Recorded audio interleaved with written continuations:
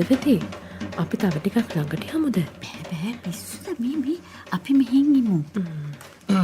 ඔය තැන් වල ඉන්න උදවියත් මේ වට කිට්ටු වුණා නම් හොඳයි.